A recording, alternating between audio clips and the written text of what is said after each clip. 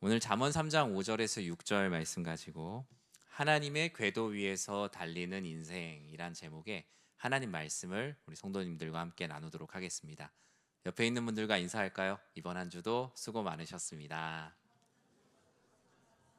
네. 여러분, 날씨가 또 추웠다 더웠다 하는 이 일상 속에서 정말 수고 많으십니다. 사실 우리 교회가 이렇게 성도님들이 앉아 계신 쪽이 주광색 조명이에요. 그래서 멀쩡하던 사람도 되게 졸릴 수 있는 자리여서 너무 여러분을 자책하지 마십시오.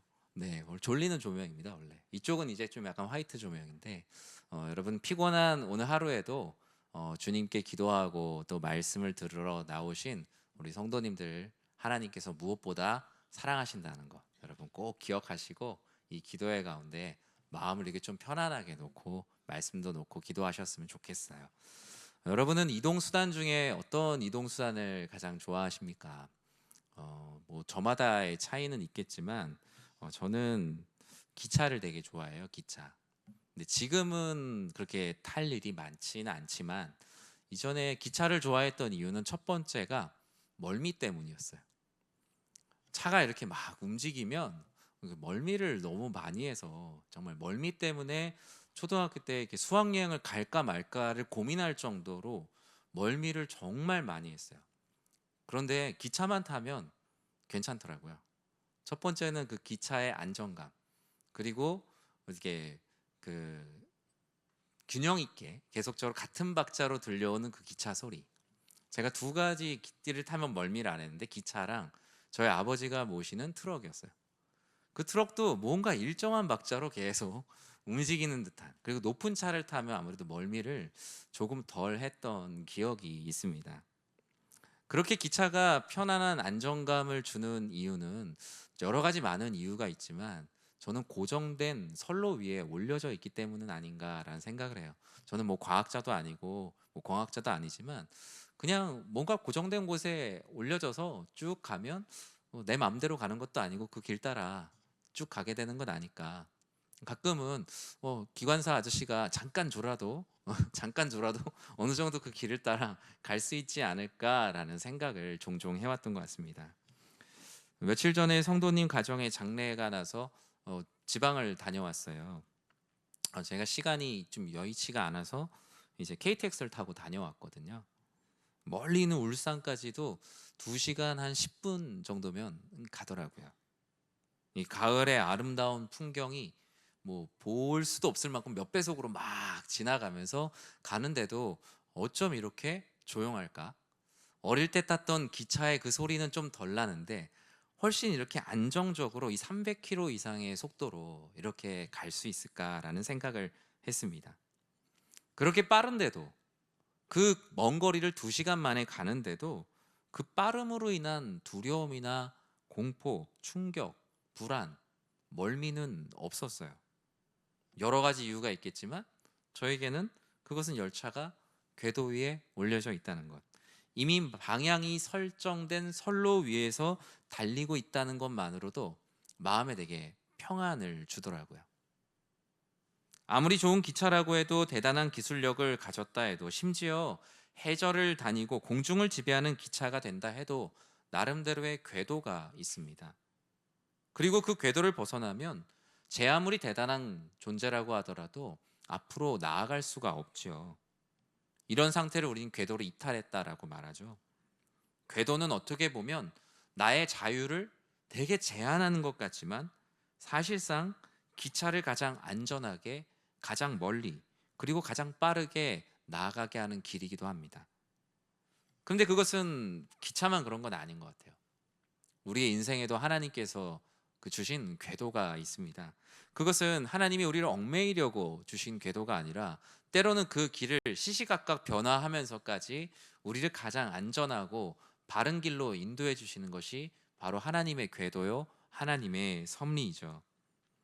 인생의 수많은 역들을 거쳐가며 내리고 타고를 반복할 때가 있지만 인생의 종착지를 향해 달려갑니다. 그 가운데 하나님의 은혜로 우리는 인생의 궤도 속에서 수많은 속도와 비바람을 헤치면서도 그래도 편안하다, 그래도 감사하다, 어떻게 이런 일들이 있음에도 불구하고 내가 여기에 도착을 했지? 심지어 내가 졸기도 하고 자기도 했는데 인생의 목적지를 향해서 쭉 가왔던 모습들을 여러분은 아마 기억하실 겁니다. 그런데 문제가 생깁니다. 우리가 자꾸 그런 하나님의 궤도를 지루하게 여기거나 단조롭게 여기거나 아니면 왜 이렇게 아무 일도 일어나지 않지? 라고 생각하며 그 궤도를 이탈하고 싶은 마음이 들 때가 있다는 것이죠. 이 길보다 더 좋은 길이 분명히 있을 것 같은데, 이 길보다 더 빠른 길이 있을 것 같은데, 내가 직접 이 궤도를 만들어서 나아가면 훨씬 더 내 인생이 남들보다 빠르고 멋진 길이 될 것 같은데, 개척 정신으로 포장할 수도 있고 내가 가는 길이 곧 길이다라는 마음으로 진취적으로 보이기도 하죠. 그러나 이 하나님이 만드신 세상 안에서 이 개척 정신과 진취적 사고 역시 하나님의 궤도 안에서 달리는 것이죠. 우리가 진취적인 삶, 개척적인 삶을 산다고 하지만 그 역시 하나님의 궤도 위에서 이루어지는 일일 때 그나마 개척이 있고 진취적인 일이라고 할 수 있습니다. 그런데 하나님은 하나님의 궤도 위에서 우리가 얼마든지 자유와 행복과 용기를 누릴 수 있게 해주셨음에도 불구하고 때론 우리의 고집 때문에 전혀 다른 길을 가려고 할 때가 있습니다. 인생의 가장 중요한 시험 문제, 어쩌면 한 명의 사람도 예외 없이 모두가 인생의 수험생으로 풀어야 할 첫 번째 문제는 인생을 어떻게 살 것인가. 그에 대한 답은 오늘 말씀의 제목처럼 하나님께서 나의 삶에 깔아두신 인생의 궤도 위에서 열심히 달리는 것이 우리 모든 인생들의 답이겠죠. 비행기를 처음에 타면 안내 방송이 나옵니다. 안전벨트 착용법, 비상 추락 시 대처 방법, 필요한 물품의 위치, 사용법 등 다양한 안내 방송이 이렇게 나와요. 저는 오늘 본문 잠언 3장 5절에서 6절이 마치 기차 위에 있는 우리의 인생에 들려오는 안내 방송 같은 말씀이라는 생각이 들었어요. 인생의 궤도 위에서 달리는 모두에게 주시는 권면 3장 5절 상반절에선 다음과 같이 말씀합니다. 우리 같이 한번 읽어볼까요? 너는 마음을 다하여 여호와를 신뢰하고. 아멘.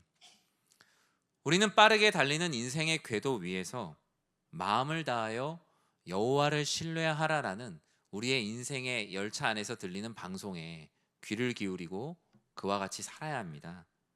너무나 많은 소리들 가운데 너무나 당연한 이야기들이 잘 들리지 않죠. 그것이 내 생존과 관련된 일임에도 불구하고 우리는 그런 방송이 나올 때 별로 귀를 기울이지 않습니다. 근데 그 방송은 아주 중요한 것을 늘 말하고 있잖아요. 오늘 이 잠언 3장 5절 상반절도 말합니다.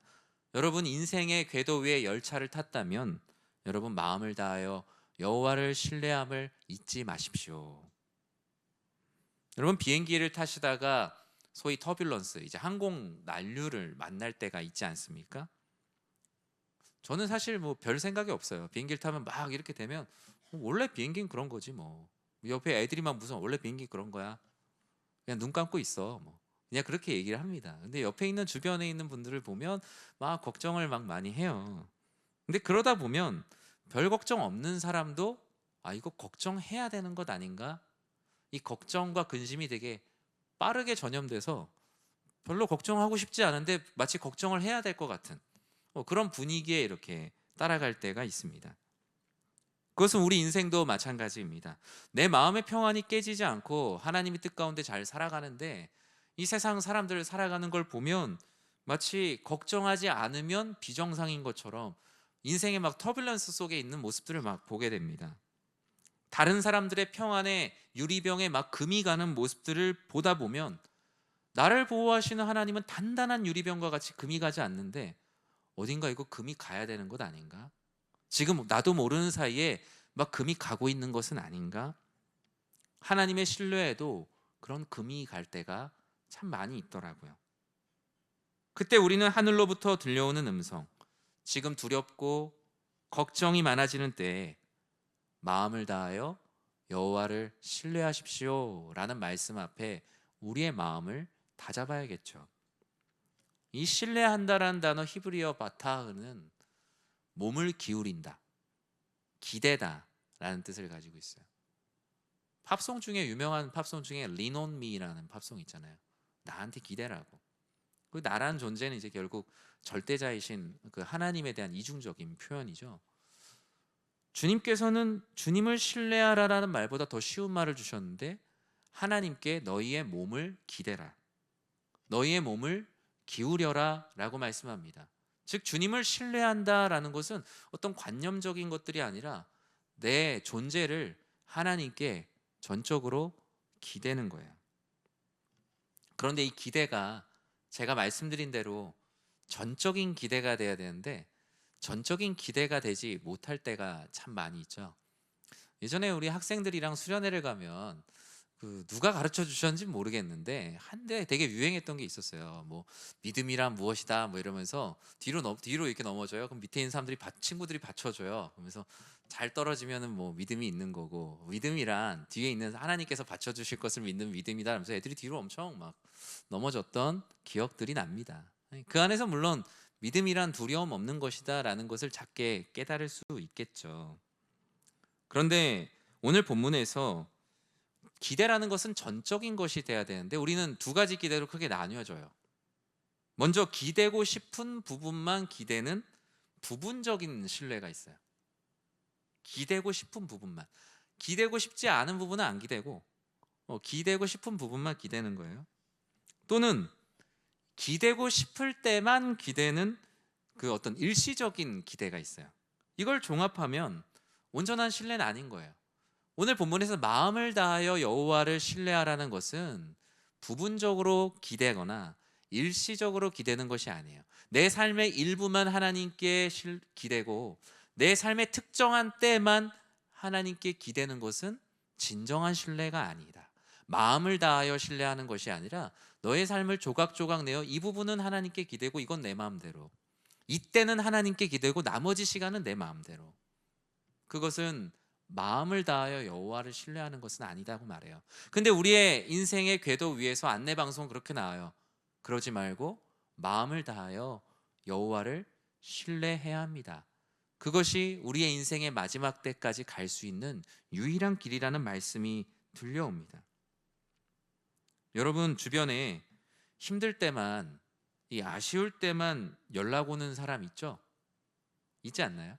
네, 갑자기 평소에 연락 한 번도 없다가 어느 날 갑자기 연락이 와요. 아, 그러면 벌써 알아요. 아, 이 사람 뭔가 좀 필요한 게 있구나. 저도 주변에 뭐 그런 분들이 있어요. 그런데 그러다 보면 먼저 연락을 해보기가 좀 그래요. 아, 이 사람은 뭔가 필요한 게 있을 때만 나한테 연락을 하는 사람이구나. 그 사람과의 관계는 매우 부분적인 관계인 거죠. 또 그뿐만 아니라 얘기를 하다 보면 여러분, 내 얘기는 안 하는데 남 얘기를 되게 알고 싶어 하는 분들이 있어요. 내 어떤 약점이나 이런 건 얘기 안 하는데 상대방의 어떤 것들을 어떻게든 막 캐내서 알고 싶어 하는 사람이 있으면 처음엔 몇 번 당해요. 근데 나중에 보다 보면 아, 나도 얘기하지 말아야지. 왜 저분은 자기 약점은 얘기 안 하면서 이렇게 남의 약점이나 소문은 막 다 알고 싶어 할까? 왜 모든 걸 수집하고 싶어 할까? 하나님도 마찬가지 아니시겠어요? 하나님도 우리의 삶의 어떤 부분은 하나님을 신뢰하고 어떤 부분은 그냥 이건 내가 하는 것, 나 중심으로.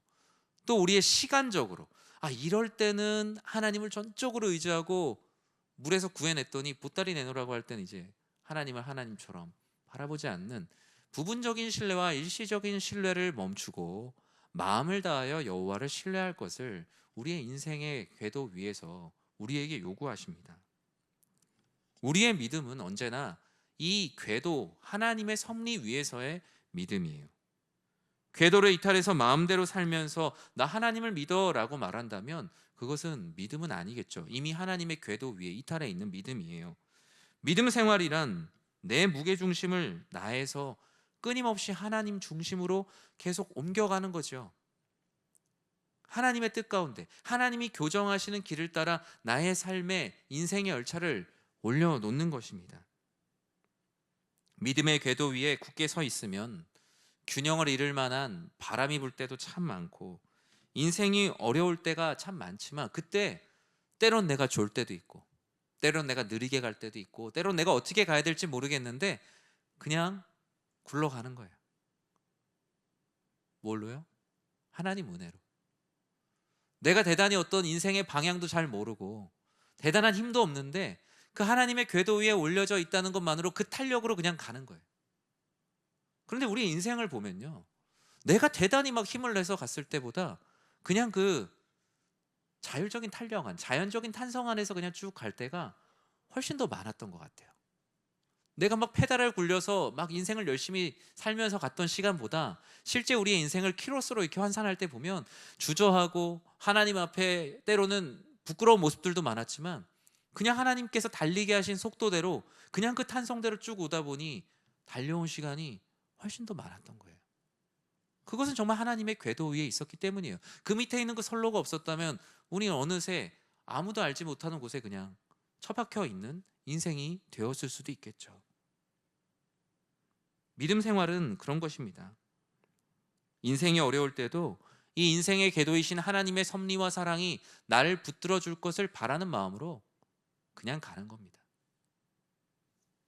울고 싶을 때는 울면서, 웃을 일 있을 때는 웃으면서 그냥 가는 겁니다. 그냥 가는 것이 바로 믿음이요, 하나님의 궤도 위에서 그냥 살아가는 겁니다. 마치 외나무 다리에서 긴 장대를 들고 가는 모습도 생각해 봐요. 외줄 위에서 부채 하나 들고 있는 모습도 우리는 봅니다. 인생이 궤도 위에서 하나님의 말씀을 들고 외줄을 타듯 가지만 그 하나님의 섭리는 너무나 든든해서 우리가 이탈할 일이 없는 하나님의 사랑이 담겨 있는 궤도라는 거예요. 수험생들을 위해 기도할 때도 여러분 이렇게 기도해 주십시오.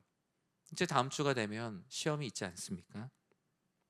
저는 우리 수험생들이 결과라는 열매를 신뢰하지 않고 열매를 주시는 분을 의지하게 해달라고 좀 같이 기도했으면 좋겠어요.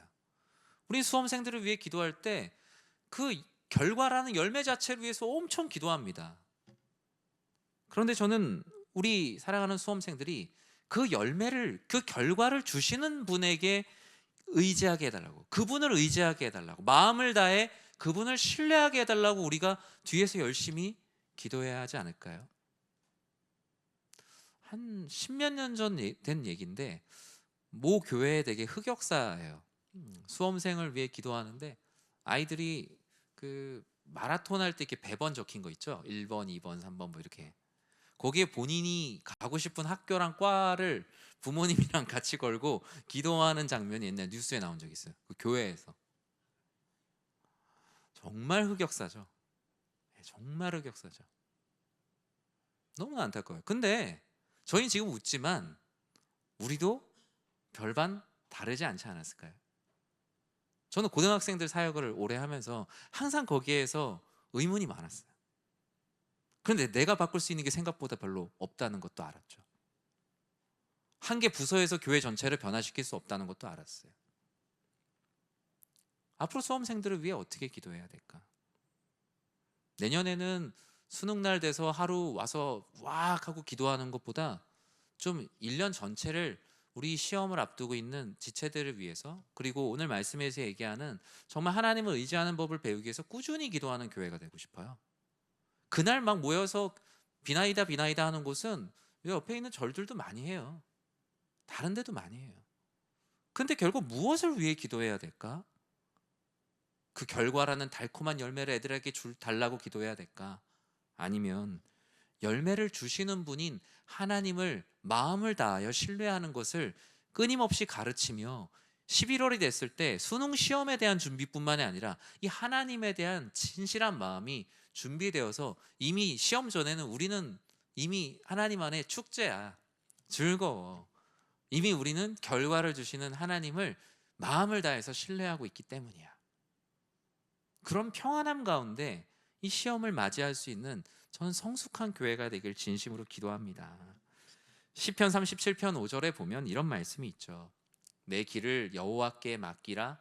그를 의지하면 그가 이루실 거라고요. 그런데 저 그를 의지하면이 앞에 있는 내 길을 여호와께 맡기라가 없는데 어찌 그가 이루시고가 될 수 있겠어요? 우리가 얼마나 주님께 우리의 길을 맡기고 있는가? 그를 의지하고 있는가? 맡긴다는 것은 곧 내려놓는 것입니다. 주도권을 내어드리고 우리는 그 주도권 아래에서 게을리 있는 것이 아니라 열심히 사는 겁니다. 저는 특히 학생 성도님들에겐 그 얘기 자주 해요. 학생들, 고등학생들 사역할 때도 그랬어요. 가끔 이 내려놓음을 엄청 착각하는 친구들이 있어요. 야, 나 하나님께 맡겼어. 공부 안 해요. 그리고 그거는 하나님께 맡긴 게 아니라 하나님께 던져놓은 거 아닙니까? 그냥 성경은 어느 곳에서도 그렇게 가르치지 않아요. 데살로니가 교회가 그랬잖아요. 주의 재림의 때다. 그러니까 아유, 일도 하지 말아야지. 다 교회 와서 기도만 해야지. 하나님은 교회에만 계시는 지방령이 아니잖아요. 우리의 일터와 모든 곳에 계세요. 하나님 학생들에게 지금 다 공부하라고 하실걸요. 너희 학생이니까 열심히 공부하는 것, 하나님의 뜻 가운데 최선을 다해 살아가는 거다. 근데 가끔 아이들이 이상하게 꽂혀갖고 나는 하나님께 다 맡겼어, 내려놓았어. 그리고 책 안 펴요. 예배를 안 드리는 거랑 비슷한 거죠.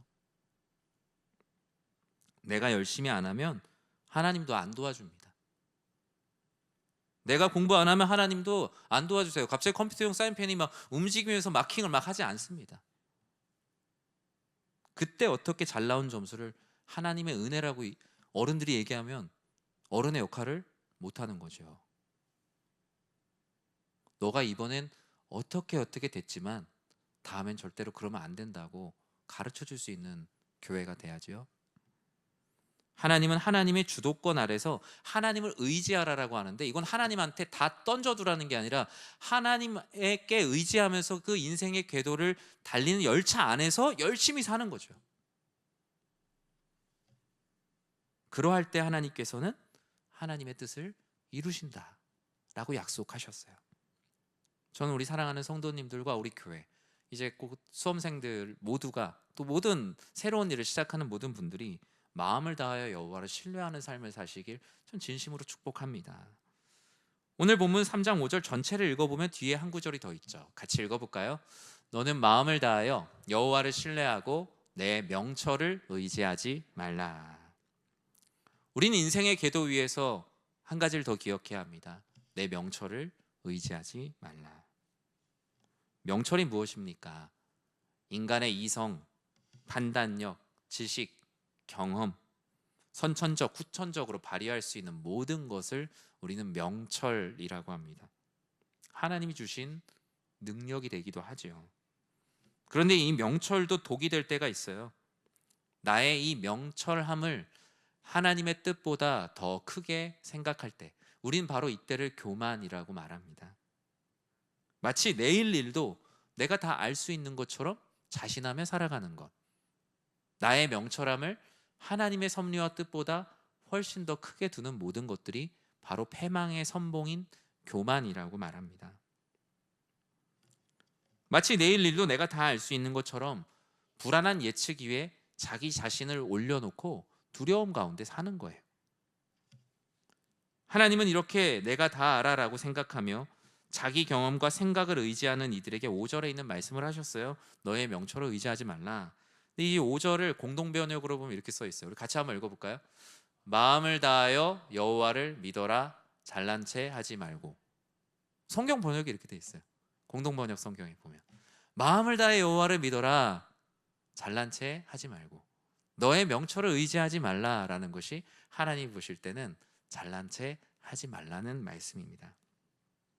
명철이라는 단어가 무슨 뜻이죠? 한자로 보면 밝을 명자에다가 밝을 철자 씁니다. 어두운 인생을 밝히려는 것, 철학이라는 말의 앞에 철자도 그 밝을 철자를 쓰죠. 그러나 인간이 가진 명철이 뭘 얼마나 밝힐 수 있을까요? 예전에 농촌 봉사활동 가서 평창을 갔는데 정말 가로등이 하나도 없었어요. 한 25년 전 막 이랬으니까. 그래서 친구들이랑 그 저녁에 그 길을 갈 때 신문지에다 불을 붙여갖고 뛰어갔거든요. 근데 그 신문지에 불이 계속 붙어 있지 않아요.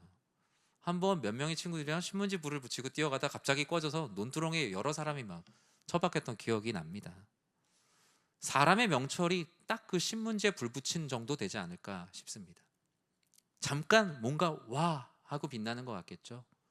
하지만 우리의 인생 모든 곳을, 앞으로 가야 될 길까지 영원히 밝힐 수 있는 불은 되지 않아요. 하나님은 그것을 의지하지 말라. 영원히 밝힐 수 있는 불빛인 하나님의 지혜, 하나님의 명철을 의지하라라고 말씀하셨죠. 우리 수험생들이 배우는 명철, 세상과 학교에서 배우는 명철로 몇 발자국을 과연 갈 수 있을까요? 전 학교에서 배우는 지식 또한 하나님께서 주신 일반 은총이라고 당연히 생각을 합니다. 그러나 하나님의 뜻에 반하는 또는 하나님 없는 지식이 과연 아이들을 몇 발자국 가게 할까요? 잠깐 대학 들어갈 때 번쩍, 좋은 회사 들어갈 때 한번 번쩍, 사람들이 우아하는 순간, 그 우아하는 순간으로 평생을 밝히며 살아갈 수 있을까요? 그래서 시편 119편에서 말하는 것처럼 주의 말씀이 내 발의 등이요 내 길의 빛이라고 말하며 너희가 영원한 등불을 들어야 된다라고 말씀하신 것 아닐까요? 하나님에 대한 믿음이 배제된 명철을 우리의 자녀들에게 들려주시겠습니까? 아니면 영원히 우리를 밝힐 수 있는 하나님의 말씀을 아이들의 손에 들려주시겠습니까? 우리 한국교회는 아주 오랜 시간 동안 이 수험생이라는 기간 동안 예배자로서의 삶을 중지하는 것, 예배자로서의 삶을 브레이크하는 것을 아주 오랫동안 용인해왔던 과거가 있었습니다. 그래서 어떤 교회는 고3 학생은 예배를 안 드려도 된다는 말까지 했던 교회들도 아주 많이 있었어요. 그런데 지금은 많이 바뀌었어요. 정말 많이 바뀌었어요. 지금도 그러고 있으면 진짜 뒤처지는 거예요. 2010년 정도까지가 절정이었다고 얘기하더라고요. 근데 2010년부터 교회도 성숙해졌어요. 아, 아니구나. 그런 게 아니었구나. 여호와 하나님께 마음을 다하여 나아간다는 것이 이런 것이구나. 예배에 유예 기간을 두지 않고 끊임없이 하나님을 알아가도록 우리가 했어야 되는데 우리 어른들이 무언가에 크게 홀렸구나. 많은 자성의 소리들이 나오면서 이전엔 그렇게 막 부끄러운 일들을 많이 하지 않습니다. 사회도 성숙해졌습니다. 대학 자체에 목숨을 걸든 시대가 아닙니다. 오히려 교회가 사회보다 더 늦춰지는 교회들도 있습니다. 하나님 나라 안에서 성숙한 시민의 삶보다 아직 원하는 게 더 많은 기성세대의 모습들은 아닌가. 저를 비롯해서요. 아이들의 신앙을 자랑스러워하기보다 아이들의 학교 성적을 더 자랑스러워하고, 아이들도 알아요. 아이들은 엄마 아빠가 자랑스러워하는 대로 가깝게 자라게 된다는 것. 가장 자랑스러워해야 되는 것은 무엇입니까? 아이들의 그 존재 자체죠. 아이들이 뭘 해서 자랑스러운 것이 아니라 아이들의 존재 자체에 자랑스러워하는 것. 왜요? 하나님이 우리를 그렇게 사랑하셨잖아요. 하나님이 우리가 뭘 잘해서 사랑하신 게 아니잖아요. 나는 존재의 사랑을 받았는데 우리는 자녀들에게 왜 존재의 사랑을 하지 못할 때가 있을까? 우리는 그 존재의 사랑으로 끊임없이 돌아가기를 힘써야 합니다. 그리고 그 하나님의 존재로 인생을 살아내보려고 하는 모습을 사랑하고 격려해야겠죠. 하나님의 존재로 살아가기 위한 최선인 예배, 하나님을 예배하는 예배의 자리, 말씀과 기도의 자리를 끊임없이 만들어줘야겠죠. 저는 우리 사랑하는 연희 교회 안에 하나님께서 주시는 명철함이 가득 채워지길 진심으로 기도합니다. 이곳에 자라는 자녀들이 잠깐 밝히는 세상의 명철을 더 크다고 착각하지 않고 우리의 인생을 영원토록 밝히시는 하나님의 명철을 의지하는 그런 공동체가 되어야겠죠. 자기 명철을 등불 삼아 언제 꺼질지 모르고 살아가는 불안 가운데 시험을 보는 것이 아니라 영원히 꺼지지 않는 여호와의 명철을 등불로 삼아 어두운 세상을 빛으로 살아가는 우리 수험생뿐만 아니라 여러분들 모두가 되시길 주님의 이름으로 간절히 축원합니다. 오늘 본문은 인생의 궤도 위에서 마지막 한 가지를 더 기억하라고 말씀합니다. 우리 3장 6절 말씀을 같이 한번 읽어보겠습니다. 너는 범사의 그를 인정하라. 그리하면 내 길을 지도하시리라. 아멘. 범사에 하나님을 인정하는 것입니다. 본문은 범사에, 즉 모든 일에 그를 인정하라라고 말하는데요. 여러분은 이 말씀을 읽을 때 어떤 느낌으로 이 말씀을 읽으십니까? 아, 그래, 인정. 하나님 계신 거 인정. 저는 그렇게 좀 읽었었거든요, 예전에.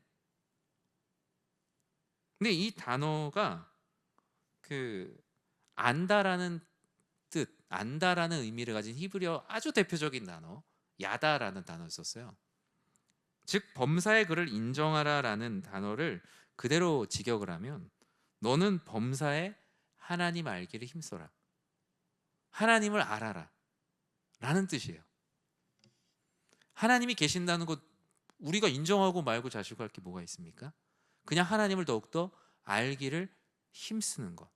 내가 알려고 하는 그 삶 자체가 주변에서 볼 때 하나님께서 모든 일을 주관하신다는 것을 내가 인정하는 사람이 되는 거예요. 결과적 인정이 되는 거죠. 하나님이 계신다는 존재의 안뿐만 아니라 하나님과 예배로 교제하고 기도하고 말씀으로 살아가는 모든 것들을 보며 사람들이 아 그래 하나님이 계시는구나. 너의 삶을 보니 너의 삶을 통해서 하나님이 인정되어지고 있구나 이 땅 가운데. 이 본문은 앞서 말한 온전한 믿음의 의미에서 범사에라는 말을 사용하고 있죠. 범사는 말 그대로 모든 순간이에요. 모든 것이에요. 아까 얘기한 어떤 것만 하나님을 신뢰하고 어떤 때만 하나님께 주구장창 매달려서 기도하는 부분적이고 일시적인 신뢰가 아니라 온전한 신뢰. 모든 일을 하나님 앞에 온전히 맡기는 것.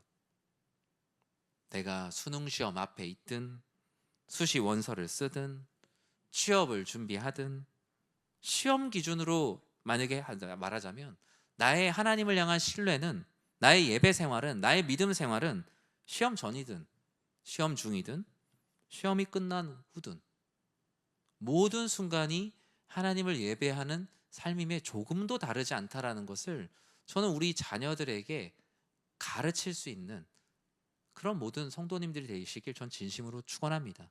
여러분이 본이 되라는 말씀이 아니에요. 사람은 사람의 본이 되기 되게 어려워요. 그냥 하나님의 말씀대로 이렇게 살아야 된다라고 말씀하시면 됩니다. 저도 제 자녀에게 본이 될 자신이 없어요.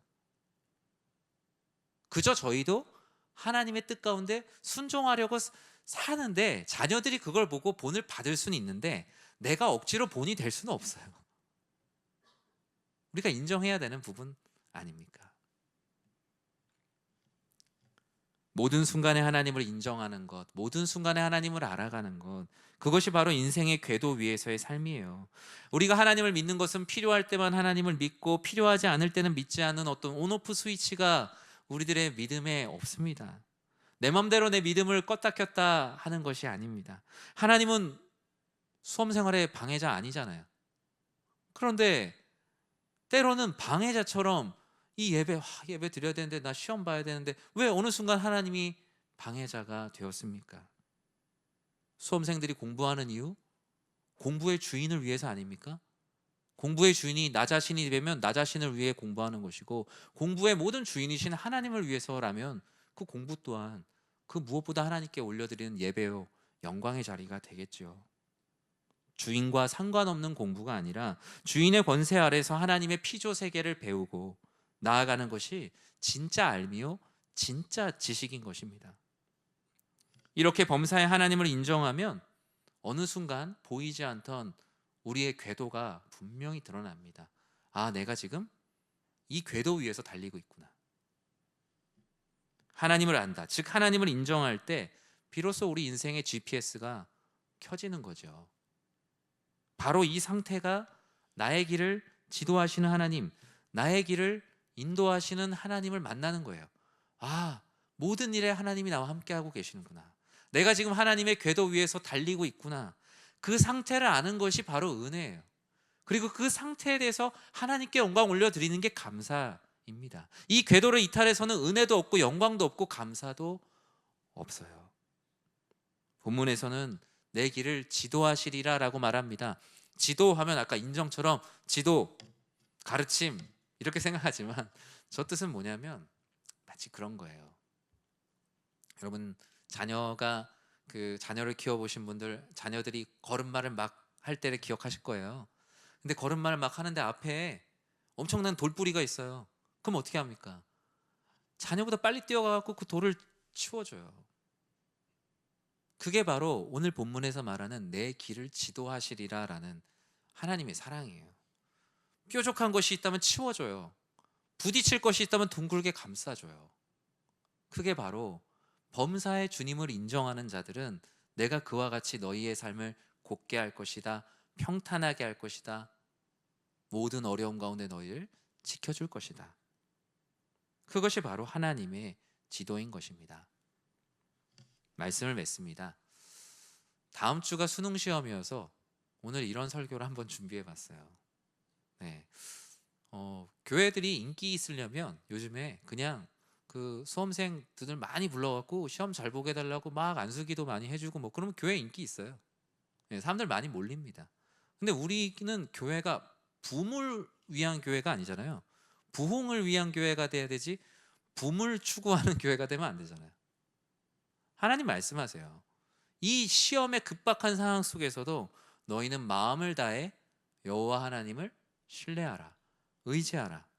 범사의 주님을 인정하면 내 모든 길을 인도해 주시리라. 진짜 필요한 말씀은 정말 급할 때에도 바로 이런 말씀이 아닐까요?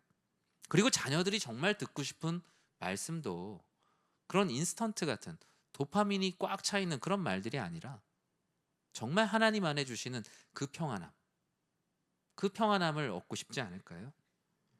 여러분 주변에 수험생들이 있다면 여러분 그와 같은 오늘 말씀과 같이 기도해 주십시오.